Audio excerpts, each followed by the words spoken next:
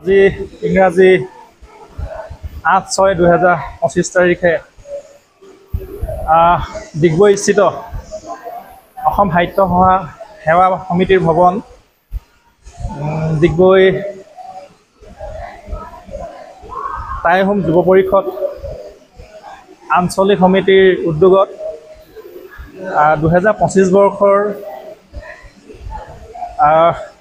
একেবাৰে দৰিদ্ৰ সীমা ৰেখাত বসবাস কৰা তথা পিছপৰা ছাত্ৰ ছাত্ৰীসকলক লৈ পিনে এখনি সম্বোধনা অনুষ্ঠান ৰখা হৈছিলে।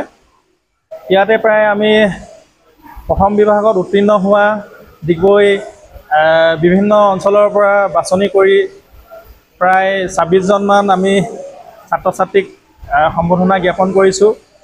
আমাৰ লক্ষ্য উদ্দেশ্য এয়াই হ'ল যে তেখেতলোকে আগন্তুক দিনত শিক্ষা গ্ৰহণৰ ক্ষেত্ৰত আমাৰ এই সহায়ে তেখেতলোকে প্ৰেৰণা হওক, লগতে পিছৰ প্ৰজন্মৰ ছাত্ৰ ছাত্ৰীসকলৰ কাৰণে এক আদৰ্শ হৈ ৰওক।